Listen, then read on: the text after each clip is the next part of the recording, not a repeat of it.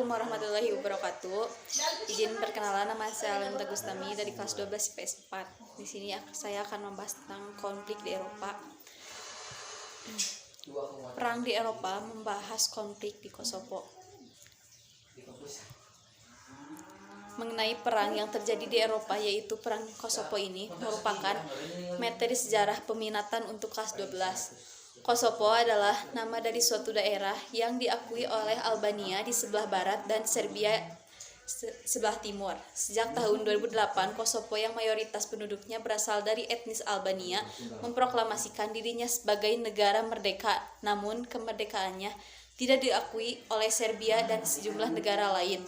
Karena Serbia masih menganggap Kosovo sebagian dari wilayahnya. Sebagai wujud keseriusan atas sikap tersebut, Serbia sempat memanggil pulang duta besarnya dari negara-negara yang mengakui kemerdekaan. Kosovo rumitnya status internasional tidak lepas dari krisis etnopolitik yang membelit wilayah tersebut selama 20 tahun terakhir pada pertengahan dekade 90-an.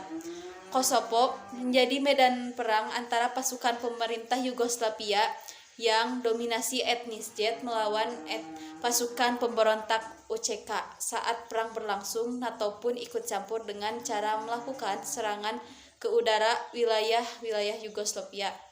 Seusai perang, Kosovo memang tidak langsung menjadi negara merdeka. Wilayah tersebut sejak itu tidak lagi berada di bawah kendali pemerintahan Yugoslavia. Pada tahun 1991, negara bagian Slovenia dan Kroasia di Yugoslavia Utara memproklamasikan kemerdekaannya secara sepihak.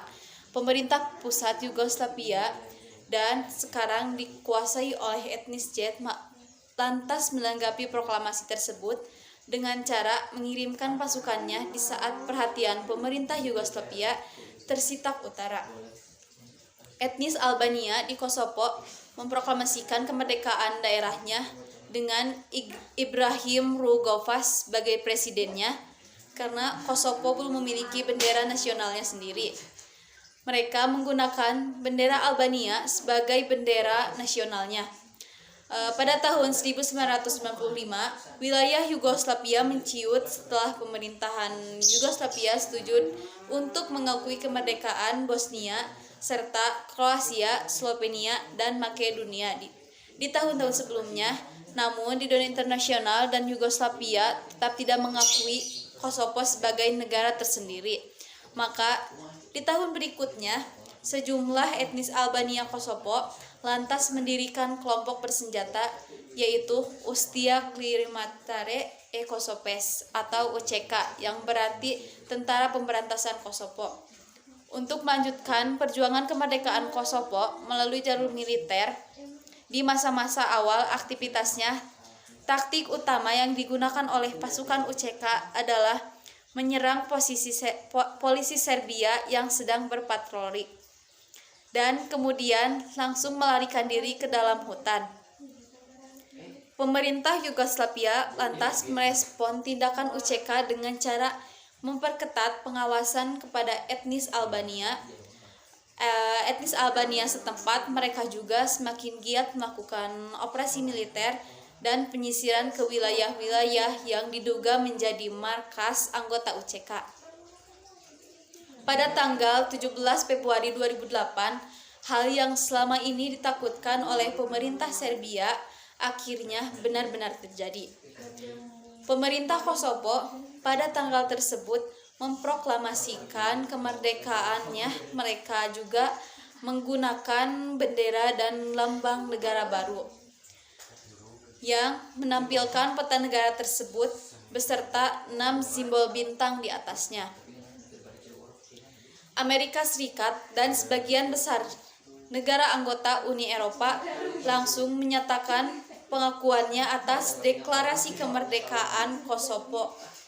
Respon sebaliknya ditunjukkan oleh Serbia yang menganggap proklamasi kemerdekaan tersebut sebagai hal yang ilegal.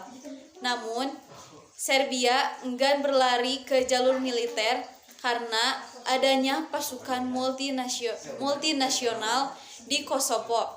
Negara-negara sekutu Serbia seperti Rusia juga menolak mengakui kemerdekaan Kosovo dan menggunakan hak vetonya supaya Kosovo tidak diterima menjadi anggota PBB.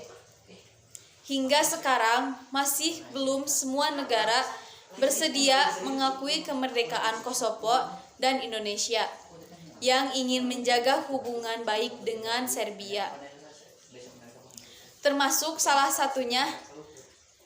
Demikian penjelasan singkat tentang konflik di Eropa, yaitu Perang Kosovo. Saya akan membahas konflik di Irlandia Utara. Pada tahun 1921 terjadi pemisahan Irlandia, yakni Irlandia bagian selatan mayoritasnya adalah pemeluk agama Katolik menjadi negara merdeka. Sedangkan Irlandia Utara yang mayoritasnya pemeluk agama Protestan. Menjadi persemakmuran Inggris tahun 1968 sampai 1969, kaum Katolik protes di seluruh provinsi terkait diskriminasi. Hal ini akhirnya memicu kekacauan dan kerusuhan di antara dua belah pihak. Dan akhirnya pada Agustus 1969, tentara Inggris turun tangan untuk menjaga perdamaian. Awalnya, kehadiran mereka disambut baik oleh penduduk, tetapi setelah peristiwa Bloody Sunday, yaitu kaum Katolik mengambil sikap bermusuhan secara terbuka terhadap tentara.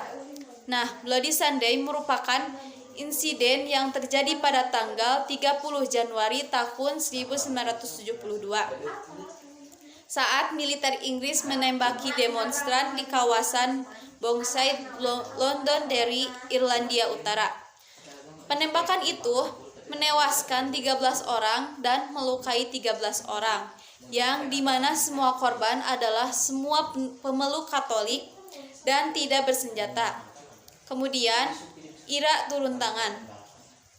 IRA adalah sebuah organisasi paramiliter yang telah bersumpah untuk mendapatkan penyatuan Irlandia secara paksa. Mereka memulai aksinya dengan penembakan dan pengeboman di Irlandia Utara dan deretan Inggris. Kemudian, para militer loyalis memulai aksi balasan kaum loyal sendiri. Merupakan kaum yang pro dan bersatu dengan Inggris yang kebanyakan beragama Protestan. Mereka menargetkan kaum Katolik untuk aksi ini. Dan kemudian pada tahun 1972, pemerintah Inggris menghapuskan Parlemen Irlandia Utara dan menerapkan pemerintahan langsung.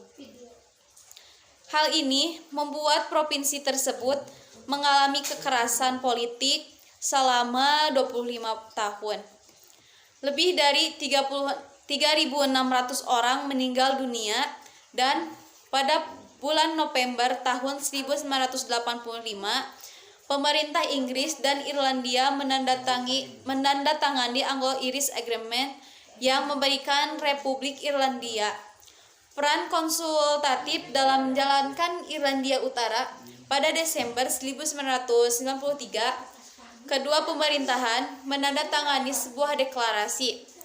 Deklarasi tersebut merupakan deklarasi yang mengatur pembicaraan politik untuk mengakhiri kekerasan, dan 1 tahun kemudian, pada tahun 1994, terjadi gencatan senjata antara Iran dengan paramiliter loyalis yang menimbulkan perdamaian di provinsi ini untuk pertama kalinya sejak tahun 1960-an. Selanjutnya, pada tanggal 10 April tahun 1998 dibuat dan ditandatanganinya The Good Friday Agreement. Dari perjanjian tersebut adalah untuk membuat kedua belah pihak bekerja sama dalam sebuah kelompok yang disebut Majelis Irlandia Utara. Dan pada akhirnya pada tahun 2005 menyatakan bahwa perjuangan bersenjata telah selesai dan mereka menghancurkan seluruh senjata yang dimilikinya. Dengan ini membawa harapan untuk mendapatkan kesepakatan damai. Sekian dari presentasi saya. Mohon maaf bila terdapat banyak kesalahan dalam kata-kata saya. Wassalamualaikum warahmatullahi wabarakatuh.